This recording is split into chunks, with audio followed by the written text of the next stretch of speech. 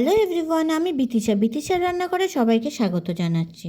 আজকের রেসিপি ফুলকপি আলু সিম দিয়ে জাপানি পুঁটি মাছের ঝোল। তার জন্য প্রথমে মাছগুলোকে ভালোভাবে কেটে ধুয়ে পরিষ্কার করে নেব।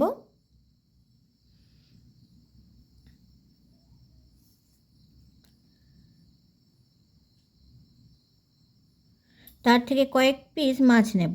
মাছে পরিমাণ মতো লবণ ও পরিমাণ মতো হলুদ দিয়ে ভালোভাবে মাখিয়ে নিয়ে কিছু সময় রেখে দেব।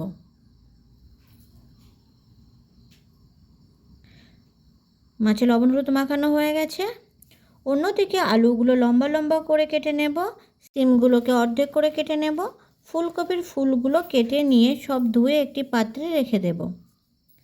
কড়াইতে পরিমাণ মতো তেল গরম করে নেব।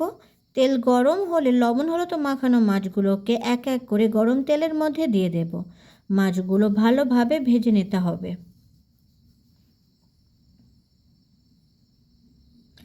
এক পিঠ ভালোভাবে ভাজা হলে অপর পিঠ ভালোভাবে ভেজে নেব।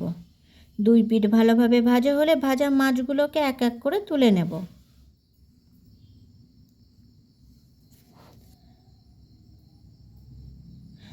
মাছগুলো সব ভাজা হয়ে গেছে। মাছ ভাজার তেলে দিয়ে দেব ফুলকপির টুকরোগুলো। খুব বেশি ভাজবো না, হালকা লাল লাল হলেই তুলে নেব।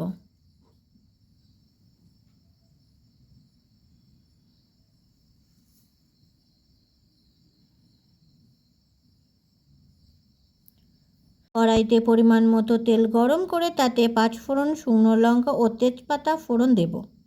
ফোড়ন ভাজা হলে দেব পেঁয়াজ কুচি। পেঁয়াজ একটু সোনালি হয়ে আসলে দেব কয়েকটা চেরা কাঁচা লঙ্কা।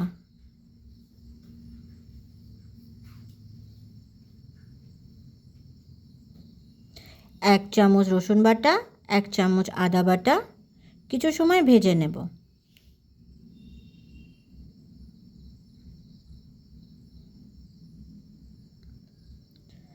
আদা রসুনের কাঁচা গন্ধ চলে গেলে দেব লম্বা লম্বা করে কেটে রাখা আলুর টুকরো। কিছু সময় ভেজে নেব।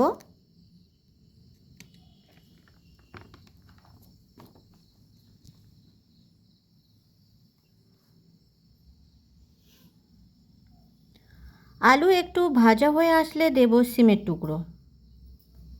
কিছু সময় ভেজে নেব।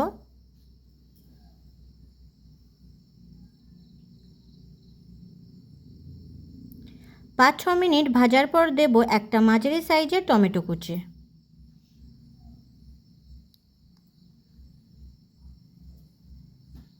টমেটো একটু নরম হয়ে আসলে দেব পরিমাণ মতো লবণ আর পরিমাণ মতো হলুদ গুঁড়ো, 1 চামচ জিরে গুঁড়ো, 1 চামচ ধনে গুঁড়ো, হাফ চামচ মরিচ গুঁড়ো। সব গুঁড়ো মশলা ভালোভাবে আলু সিমের সাথে মিশিয়ে নিয়ে কিছু সময় কষে নেব।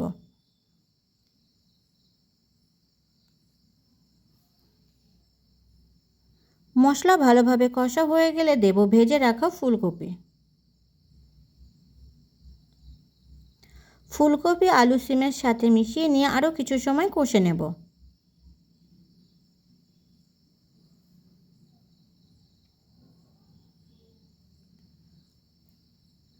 মশলা ভালোভাবে কষা হয়ে গেলে দেব পরিমাণ মতো জল।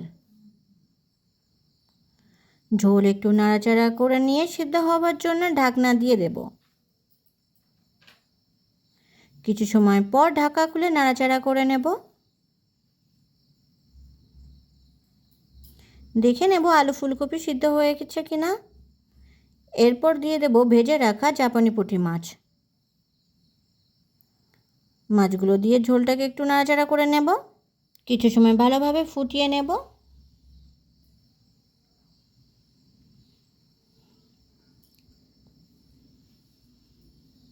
আলু ফুলকপি সিম ভালোভাবে সিদ্ধ হয়ে গেলে দেব গরম মশলার গুঁড়ো। গরম মশলার গুঁড়ো ভালোভাবে ঝোলের সাথে মিশিয়ে নেব। তৈরি হয়ে গেছে আমাদের ফুলকপি আলু সিম দিয়ে জাপানি পুঁটি মাছের ঝোল। ভিডিওটি কেমন হয়েছে অবশ্যই কমেন্ট করে জানাবেন। আর ভিডিওটি যদি আপনাদের ভালো লেগে থাকে তাহলে চ্যানেলটিকে সাবস্ক্রাইব করতে একদম ভুলবেন না। ধন্যবাদ।